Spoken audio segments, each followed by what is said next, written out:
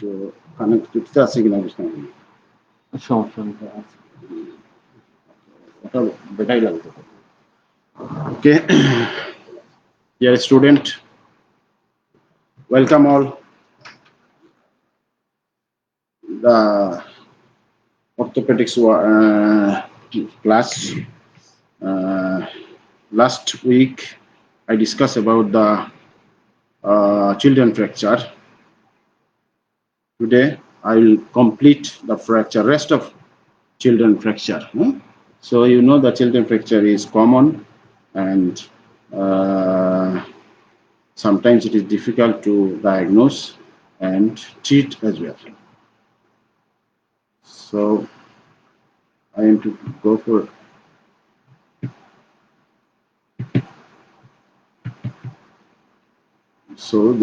so far I completed the uh, basic fracture treatment. Now the specific fracture. What are the question may asked? What are the common fracture in the upper limb? What are the common fracture in the lower limb in case of children? So the upper limb, if you ask someone, what are the upper limb fracture common? Most common are, there are so many fractures, but most common, you should mention fracture clavicle, supracondylar fracture, fracture radius ulna, and fracture distal radius. These are the common fracture of upper limb. If you asked about lower limb fracture, in case of children, common fracture are fracture femur and fracture shaft tibia fibula. These are the fracture we usually face in our ward, in our OPD. There are other fracture also, but don't mention all the fractures. It should be, your answer should be specific. What examiner wants, you should mention only these things. So these are the fracture you should mention in your exam. So first, most common is the supracondylar fracture.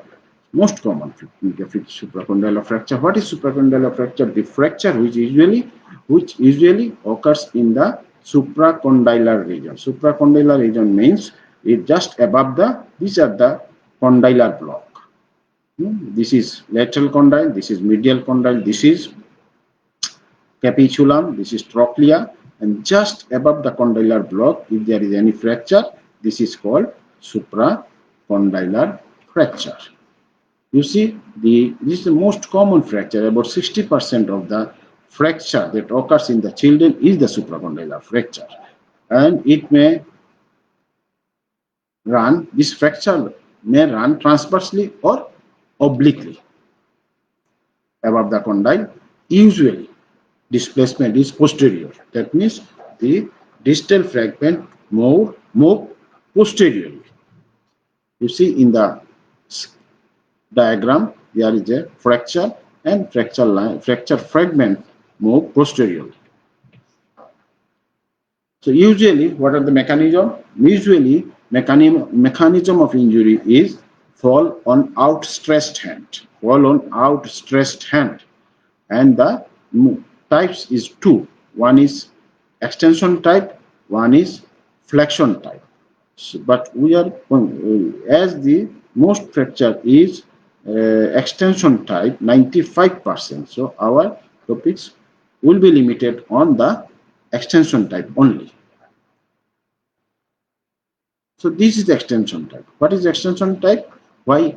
Because the distal fragment move posteriorly. That means on the extensor surface of the arm and forearm.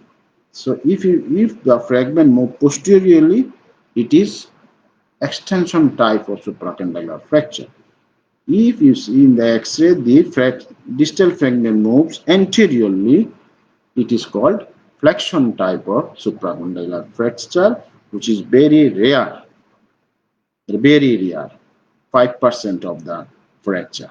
So our topics will be limited to extension type of supracondylar fracture. So in the exam, if you asked what are the common type, extension type of supracondylar fracture is the common type.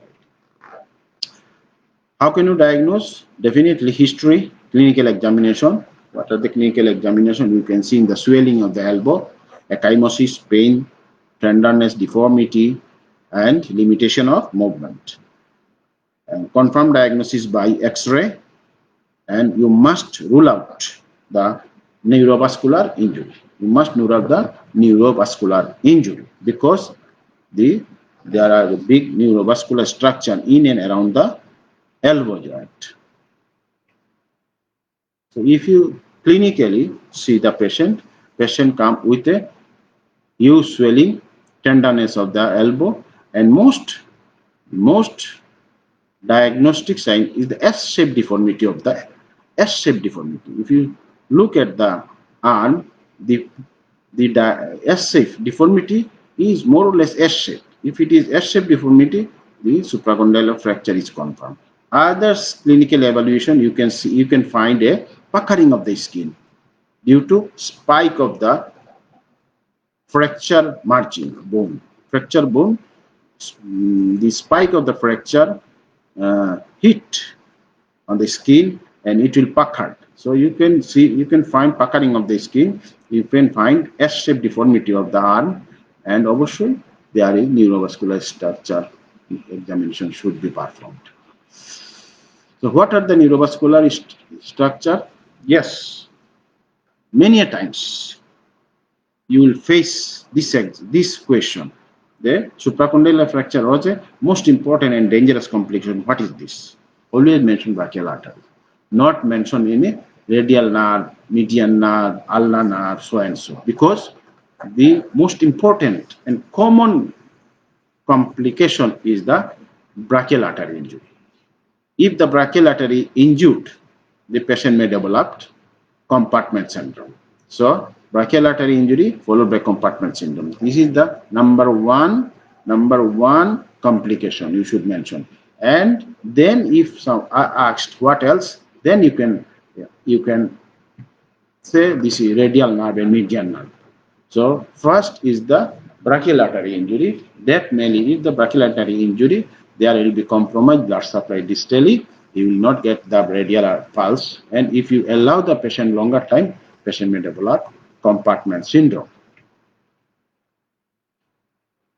So how can you assess the brachial artery injury? You can assess by radial pulse. You feel the radial pulse, if radial pulse is absent, definitely the brachial artery is injured or lacerated or compressed, and it should be documented before any manipulation. How can you assess the neurovascular structure? You can assess by simple clinical examination. You can fit the hand. If patient can fit the hand, the median nerve is intact.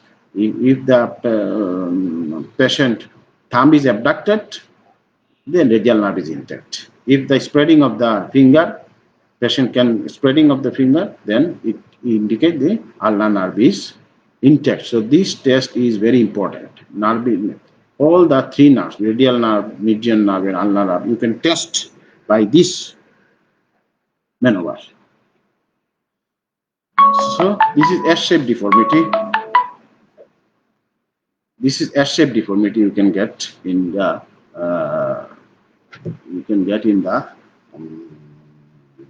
clinical examination.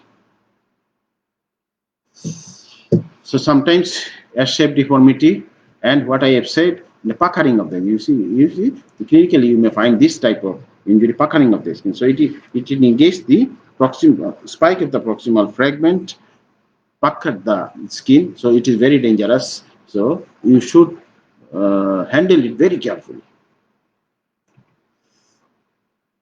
So the impending compartment syndrome. What is compartment syndrome? You know, the increased compartmental pressure due to ischemia. So if there is any sign of a compartment syndrome, what are the compartment syndrome? High suspicion look for whether there is any swelling, ecchymosis, whether there is anterior puckering, whether the pulse is absent or not, and tenderness, severe tenderness in the volar surface, pain on passive movement. If there is there is the sign present, it indicates patient is impending compartment syndrome. So the most of the examiner, whenever any examiner asks supracondylar fracture, invariably he or she asks about the compartment syndrome. So how can you assess the compartment syndrome? So I can assess the compartment syndrome by seeing the swelling, by seeing the puckering of the skin, by seeing the pulse, by seeing the by feeling the examining the tenderness in the bolus compartment, and by pain on passive movement. If you asked one thing, one point, you can ask the pulse and the pain on passive movement of the finger. Passive movement করলে pain হবে, এটা indicate করে there is impending compartment syndrome. So if there is any suspicion, be alert for compartment syndrome. So finally, the diagnosis come by anterior, posterior, and lateral view. We will do an anterior, posterior, lateral view of the elbow. If you see in the anterior, posterior view, there is a fracture in the supracondylar region, and there may be medial lateral translation. And in case of lateral view, if you see the lateral view, you will see the anterior posterior displacement. That means the distal fragment is more posteriorly. It indicates the extension type of supracondylar fracture and the extension type of supracondylar fracture, and it is displaced supracondylar fracture. So if you see the this X-ray, the fracture is obviously seen in the distal supracondylar region, and the condyle is more posterior, so it is supracondylar fracture. So in the radiology, and you can classify the supracondylar fracture in three types: type 1, type 2, type 3. It's type 1 undisplaced fracture, type 2 minimally displaced fracture, where the posterior cortex is intact, and type 3 where the posterior cortex is disrupted and there is big gap in the fracture site, and this is called type 3 fracture. So type 1, type 2, and type 3. It will help you by further management of the fracture. Where there is any confusion, you can draw a line. This is called anterior humeral line. The anterior humeral line, usually it passes the center of the capitulum. If it is not passes the center of the capitulum, it is uninterrupted. It should be uninterrupted and passes center of the capitulum. But if it is interrupted, so it indicates there is fracture. So where there is any confusion, you can draw a line, anterior humeral line, and see whether there is any interruption or not. So regarding the treatment, number one, type 1 fracture, as it is undisplaced, so don't require any reduction. Type 2, it needs reduction and immobilization, and type 3, it needs reduction and percutaneous Kjaer fixation. Closed reduction, percutaneous Kjaer fixation. If failed, then open reduction and internal fixation. So type 3 is invariably needs reduction and Kjaer fixation. So this is the maneuver. How can you reduce the fracture? This is traction, counter-traction, and manipulation. So whenever you asked how can you treat the patient, traction, counter-traction, and manipulation. Manipulation means it replaces the displaced fragment into proper position. So this is traction, counter-traction, and manipulation. So these are the method we can reduce the fracture. So these are the procedure you see in the patient is in supine, and traction and counter-traction, and manipulate the fracture and seeing the X-ray, CR, and after reduction, how can you assess the reduction is complete? If you flex the elbow, the finger will touch the shoulder. If you flex the elbow, finger will touch the shoulder. If you flex the elbow, finger will not touch the shoulder. It indicates yet reduction is not occurs. So you can remanipulate it. If the hand touches the shoulder nicely, it indicates the reduction is complete and flexion is complete.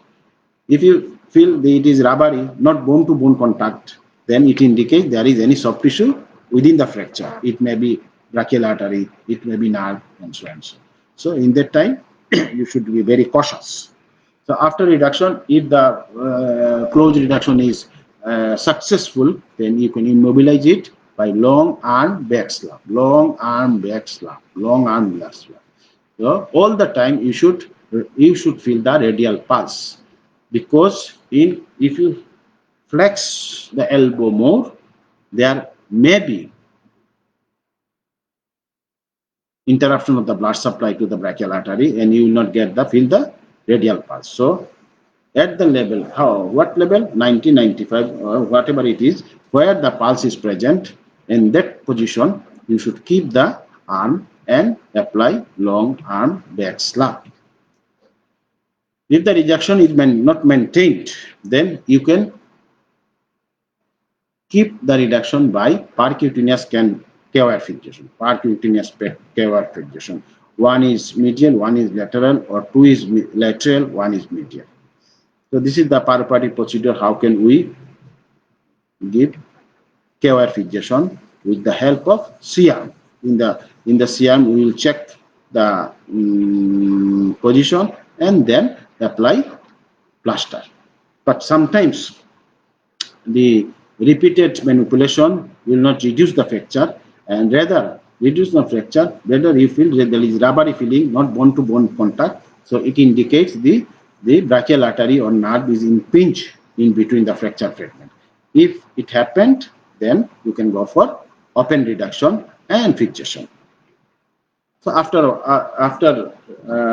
operation, keep the arm in long arm back slap, keeping the elbow in flex position, keeping the elbow in flex position, long arm back slap, keeping the elbow in flex position. So after operation, what will be the post-operative advice? In case of type 1 fracture, keep the elbow in plaster for 3 weeks. After 3 weeks, if check the X-ray, if the union is achieved, remove the fracture, remove the plaster, and allow the movement to regain, resume the function of the elbow. What are the complications of supracondylar fracture? Most of the time you may ask in your exam, what are the complications? Number one, immediate, early, and late. Think there are 3 steps. Immediately, there will be vascular injury, that is brachial artery injury, nerve injury, median nerve injury, and radial nerve injury. Early, Bachmann ischemia and compartment syndrome, and late, the malunion leads to cubitus Barrett's deformity. Sometimes that cubitus Barrett's deformity, Bachmann ischemic contracture, and also myositis ossificans. Compartment syndrome leads to Bachmann ischemia, and ultimately patient develop Bachmann ischemic contracture and myositis ossificans. That may happen in supracondylar fracture. So you should remember the complication of this is supracondylar fracture, compartment syndrome. If it is not treated properly, the end result will be Bachmann ischemic contracture. If the fracture is allowed to default position, the patient may develop malunion, and this malunion deformity is called cubitus Barrett's deformity. It looks like gunstock, so it is also called gunstock deformity. So the supracondylar fracture, if there is any doubt, you can do repeat X-ray after 4 or 5 days. Always check neurovascular structure and examination. And if type 1, you can only long arm back slap is enough for 3 weeks. If type 2 and 3, in that case, you should go for closed reduction and manipulation and open reduction. Sometimes it needs open reduction followed by percutaneous K-wire fixation. These are the treatment. So this is all about the supracondylar fracture. Now come to the fractured clavicle. Fractured clavicle, this is common in shaft of the fracture, usually fall on outstretched hand and green stick or displaced fracture, whatever it may be. Whatever it may be, treatment is simple. Treatment is simple, reassurance, and rest the arm in a long arm collar sling. Rest the arm in a collar sling or clavicle brace. 2 to 3 days is enough for healing.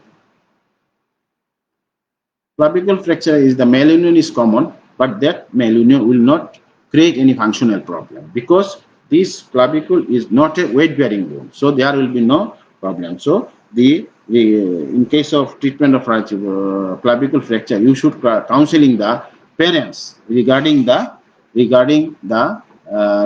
this fracture merits. The merits is whatever union it is, malunion, whatever the or deformity, the functional patient he or she will be okay. Only there will be some cosmetic deformity, but that deformity is very minimum because the child, when it child grow age, it will remodel by this time.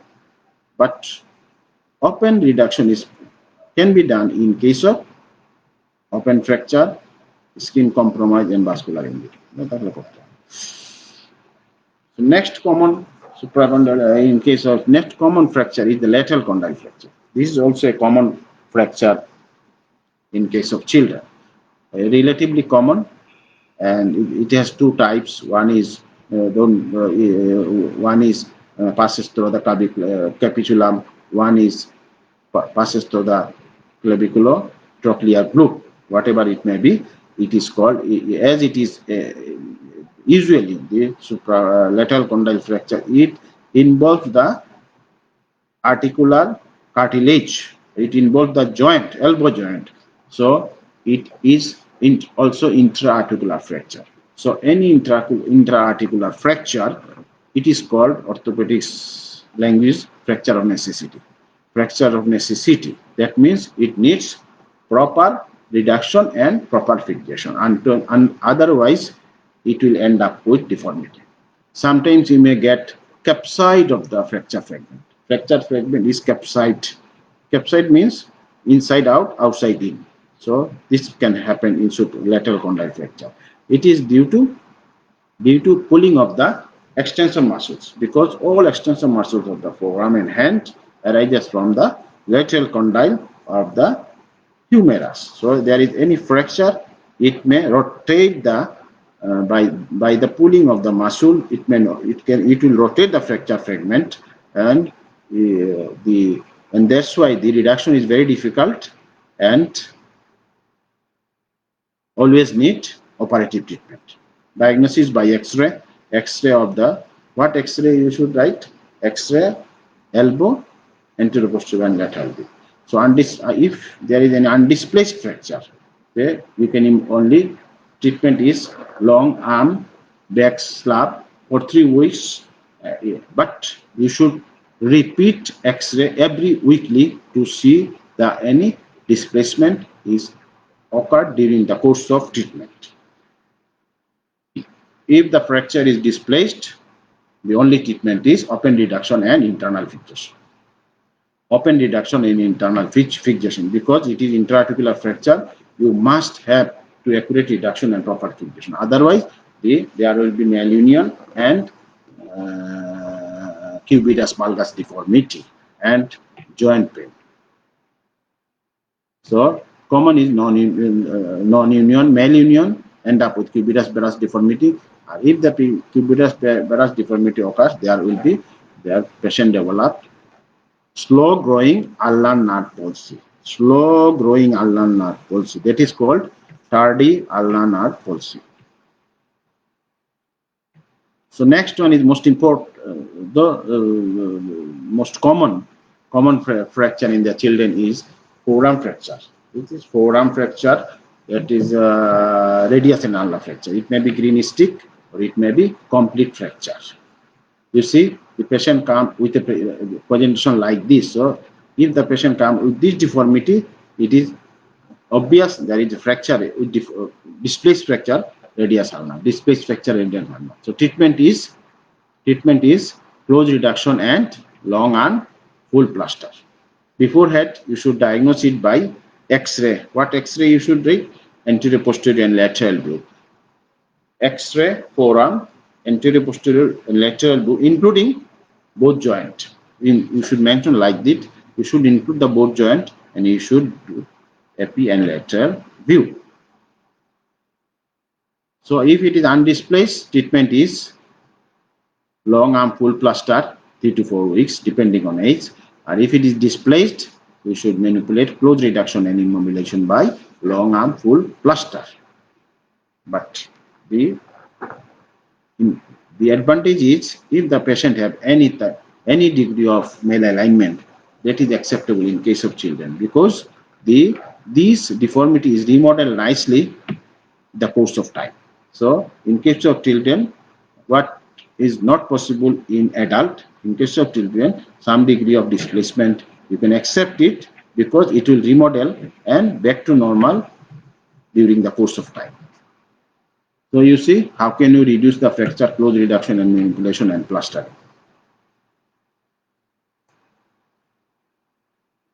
Distal radius fracture. This is also a common variety of children fracture. Another most important question, important fracture you may ask in exam: what is Montagia and what is Galeazzi fracture? Always ask. Montagia means fracture in the ulna with dislocation of the superior radial joint. MU. Ulna.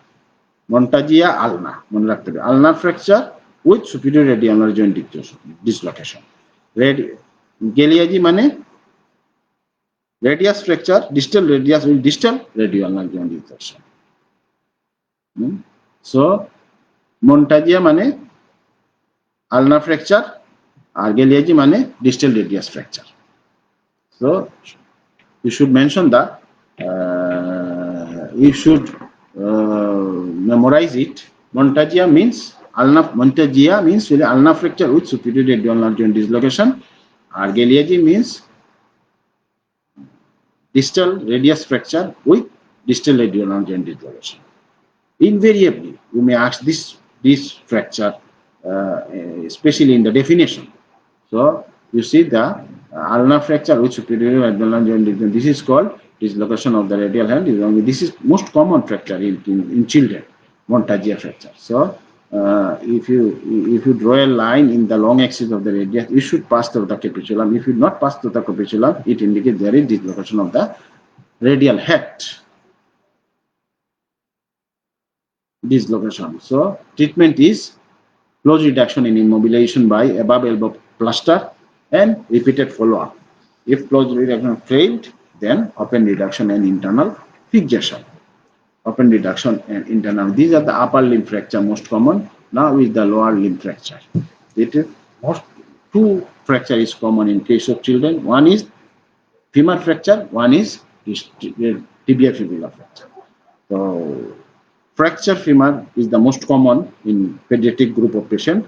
Treatment is plaster casting or operation depend on the age, and always look for child abuse. So diagnosis, how can you diagnose? Diagnosis কিভাবে করবে? Anterior posterior lateral view X-ray করবে, X-ray করলে পাওয়া যাবে, and X-ray করলে আমরা কি দেখব? আমরা লোকেশন দেখব, আমরা কনফিগারেশন দেখব, আমরা ডিসপ্লেসমেন্ট দেখব।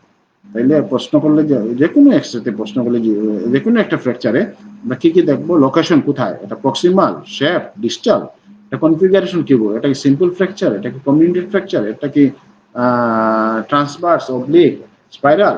এগুলো আর ডিসপ্লেসমেন্ট, এটা how far it is displacement. Displacement mean shortening কতটুকু, অ্যালাইনমেন্ট কিরকম আছে, রোটেশন আছে কিনা। You should look for associated injury in case of femur fracture.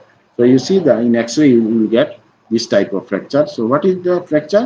This is a fracture shaft of radius, shaft of femur, and with overlapping and lateral displacement, because distal fragment moves laterally, so it is lateral displacement and overlapping. So the plan of treatment will be different according to the age of the patient. In case of fracture femur, the treatment is different in different age of patient. If the patient is newborn patient, nothing to be done except we use double napkin just to abduct the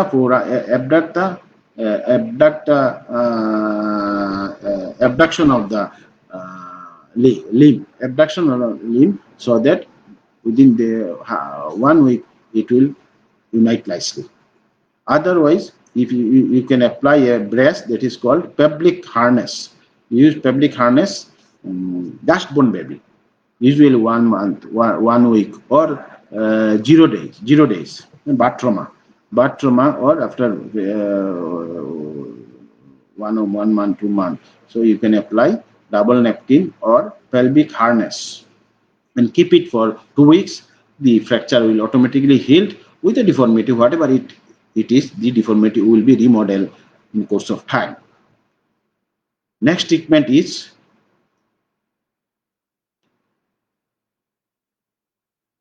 hip spica plaster. Hip spica plaster. You see the hip spica plaster. Usually 5 years, up to 5 years, you can, what we are using, after admission, you can apply a surface tension for 1 week. When the fracture become relatively sticky, then you can apply the hip spica and maintain the plaster for 4 to 6 weeks. Maintain the plaster for 4 to 6 weeks. Or you can apply, if the fracture is hairline fracture or minimally deflates, in that case you can apply plaster from day one.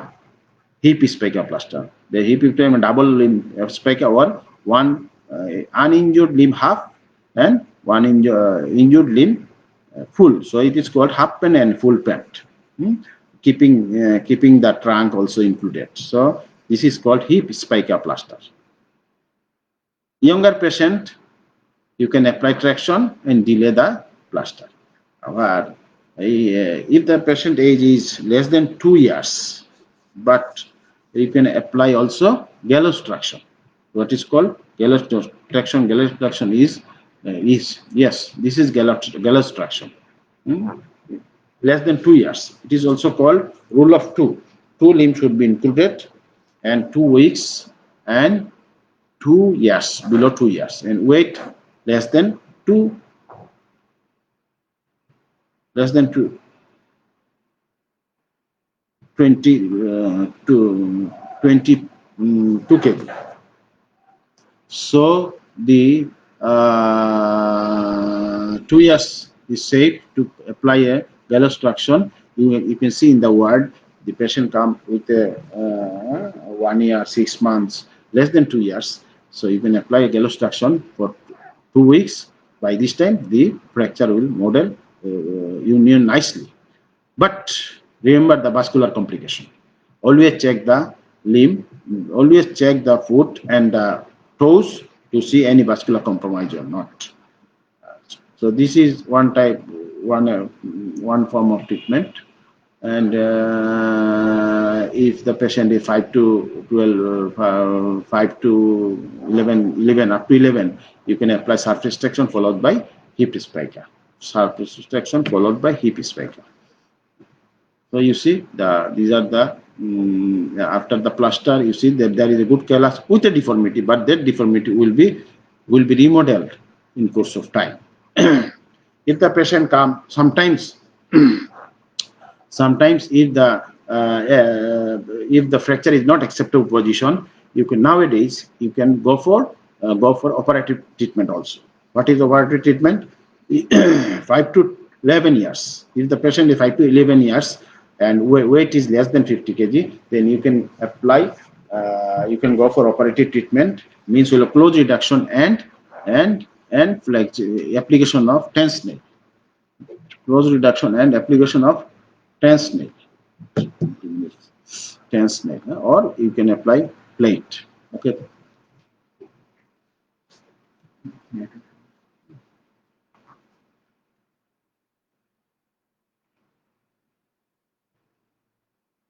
So what are the complications may arise? Sometimes shortening or lengthening, but that is not a problem because it will be remodeled nicely. So the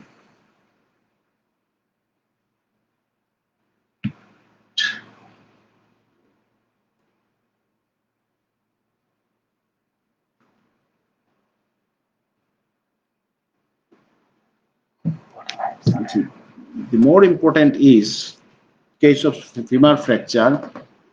If it is initially, if it is shortening, that shortening we not only accept it, but our desirable also, because during the fracture, what you see sometimes there will be overgrowth due to stimulation of the growth, many growth factors and many things, more blood supply and everything will overgrowth the limb. So if it is there is any shortening initially, we will accept it, and this shortening will be covered in course of time.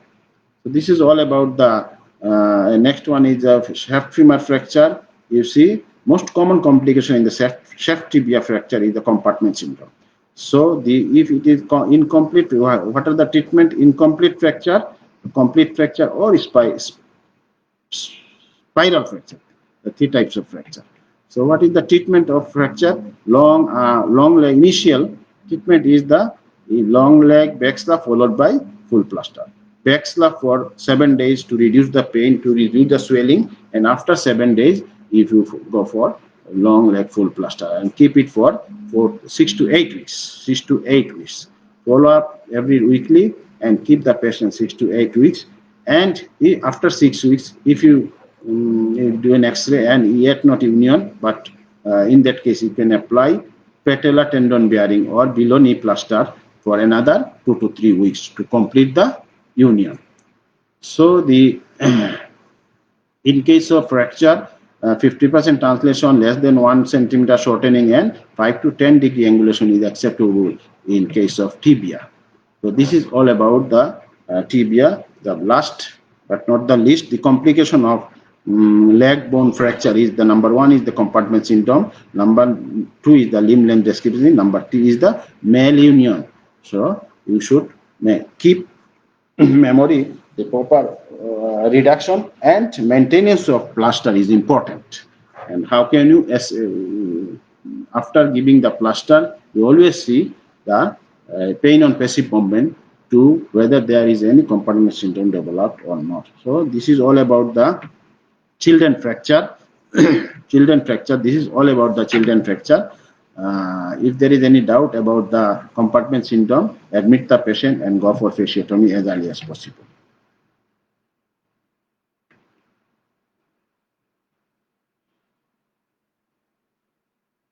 So thank you for patient sharing, and always keep your mind that any fracture in the children, you should be cautious. Treatment is sometimes it is simple, sometimes it is complicated.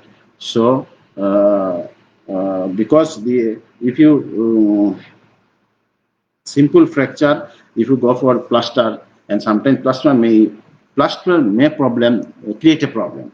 So every patient should be treated very carefully, and hopefully I think all the things is covered, and you will read.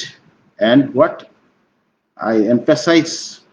thing I emphasize on this lecture, keep your mind and give your answer in the exam accordingly. Thank you very much.